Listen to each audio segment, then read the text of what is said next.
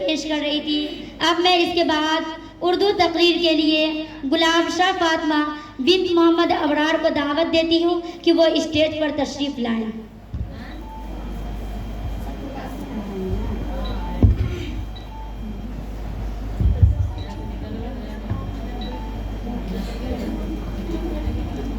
السلام علیکم ورحمۃ اللہ وبرکاتہ۔ تقریر شروع کرنے سے پہلے آپ لوگ ایک مرتبہ درود پاک پڑھ لیں۔ نحمده ونصلي على رسوله الكريم اما بعد فاعوذ بالله من الشیطان الرجیم بسم اللہ الرحمن الرحیم۔ یہ نفرت بری ہے نہ پالو اسے، یہ نفرت بری ہے نہ پالو اسے، دلوں میں خلش ہے نکالو اسے، یہ نفرت بری ہے نہ پالو اسے، دلوں میں خلش ہے نکالو اسے، نہ تیرا نہ میرا نہ اس کا نہ اس کا، نہ تیرا نہ میرا نہ اس کا نہ اس کا، یہ وطن ہے ہم سب کا بچا لو اسے۔ ہندوستان کی آزادی کا خیال آتے ہی ذہن میں بڑے بڑے مرد رہنماؤں کے نام گردش کرنے لگتی ہے، لیکن بغور مطالعہ کرنے پر معلوم ہوتا ہے کہ خواتینیں بھی اس جد و جہد میں مردوں سے کم نہیں رہیں۔ انہوں نے صرف اپنے شوہروں اور اپنے بیٹے کو آزادی کی تحریک میں حصہ لینے کے لیے اکسایا اور ان کا ہر طرح سے تعاون کیا، یعنی کہ مدد کیا، بلکہ ان میں سے بعض نے خود بھی براہ راست پرتالون میں حصہ لیا، جلسہ جلوس میں شرکت کی، جبکہ بعض خواتینیں اپنے تحریروں اور شاعری کے ذریعے لوگوں کے دلوں میں آزادی کی طلب پیدا کی۔ ایسی خواتینوں میں سرفہرست جھانسی کی رانی لکشمی بائی کا نام آتا ہے، جنہوں نے براہ راست انگریزوں سے لہو لیا۔ ان کے شوہر کے انتقال کے بعد انگریزوں نے لالچی کا بہانہ بنا کر جھانسی کو اپنے کنٹرول میں کرنے کی کوشش کی، لیکن لکشمی بائی نے ان کی شدید مخالفت کی کمار اپنے منہ بولے بیٹے کے نام پر خود سنبھال لی۔ جاسوسی کے سلسلے میں ایک خاتون کا تذکرہ بھی ضرور ہے جس کا نام عزیزن بائی تھا۔ وہ نہایت حسن اور خوشگلو تھی۔ وہ تاتیا ٹوپے سے ملی اور جنگ آزادی میں شامل ہونے کی خواہش ظاہر کی۔ تاتیا ٹوپے نے اس کے بیٹے سے مطابقت رکھنے والے کام اسے سپرد کیا۔ ان کی ہدایت پر عزیزن بائی کانپور چھاؤنی کے انگریز افسران تک رسائی حاصل کر لی۔ وہ ان کے لیے رقص و سرور موسیقی کی محفل منعقد کرتی اور وہ جب مدہوش ہو جاتے تو فوجی راز حاصل کر کے تاتیا ٹوپے تک پہنچاتی۔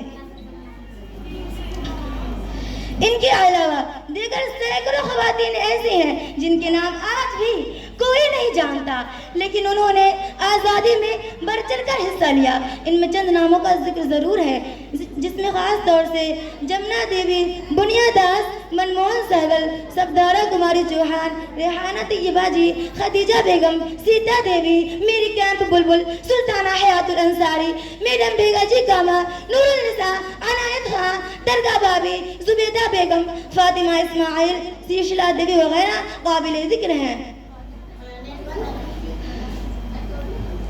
خواتین کے رول کے بارے میں لکھتے ہوئے اگر رونا آصف کا نام لیا تو سپاہی ہوگی۔ وہ ایک زبردست باہمت خاتون تھی۔ یہ عورت وفا پرست اور اختیار مجسم تھی۔ انہوں نے جان دی مگر یہ نہیں پوچھا کہ لیلائے سیاست کے پرستارو تم جیل جا رہے ہو، ہمارا کیا ہوگا۔ ان کے شاعری کے باعث ہی انہیں بلبل ہند کا لقب دیا گیا۔ وہ پہلے ہندوستانی خاتون تھی جنہیں یہ اعزاز حاصل ہوا۔ انہوں نے اپنے گھریلو زندگی کے آرام کو ترک کر دیا۔ گاندھی، نہرو، مولانا آزاد جیسے رہنماؤں کے ساتھ کندھے سے کندھے ملا کر کام کیا۔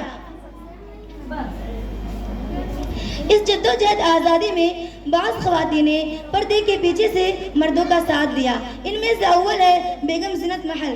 گرچہ انہوں نے براہ راست انگریزوں سے مقابلہ نہیں کیا، لیکن وہ اپنے شوہر بہادر شاہ ظفری کی حوصلہ افزائی پردے کے پیچھے سے لگاتار کرتی رہی، انہیں لڑائی کے لیے آمادہ کرتی رہی، یہاں تک کہ بادشاہ کو کہنا پڑا کہ بیگم ہم لڑیں گے، ضرور لڑیں گے، آگے جو ہمارے قسمت میں خدا کو منظور ہوگا وہی ہوگا۔ ہم قسم کھاتے ہیں بیگم کہ غلامی کے لیے تیار ہو جائیں۔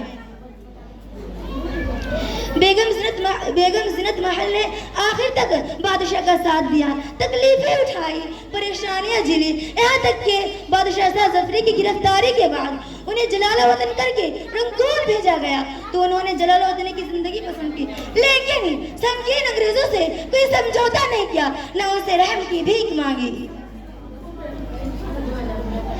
1875 کی تحریک آزادی میں کچھ خواتین میں ایک نانا صاحب پیشوا کی بیٹی مینا کا بھی ذکر ہے۔ 1875 میں بٹور پر قبضہ ہو جانے کے بعد نانا صاحب کو بٹور چھوڑنا پڑا، تب ان کی بیٹی نے نانا صاحب سے کہا کہ میں اپنی حفاظت کرنا خوب جانتی ہوں، میں یہاں رہ کر انقلابیوں کو اطلاعات فراہم کرتی رہوں گی، آپ میری فکر نہ کریں۔ اسے چند باتوں میں اپنی تقریر کو اس شعر کے ساتھ ختم کرتی ہوں۔ سرفروشی کی تمنا اب ہمارے دل میں ہے، کہ سرفروشی کی تمنا اب ہمارے دل میں ہے، دیکھنا ہے زور کتنا بازوئے قاتل میں ہے، کہ سرفروشی کی تمنا اب ہمارے دل میں ہے، دیکھنا ہے زور کتنا بازوئے قاتل میں ہے، وقت آنے پر بتا دیں گے تجھے اے آسماں، کہ وقت آنے پر بتا دیں گے تجھے اے آسماں، ہم ابھی سے کیا بتائیں کیا ہمارے دل میں ہے۔ السلام علیکم ورحمۃ اللہ وبرکاتہ۔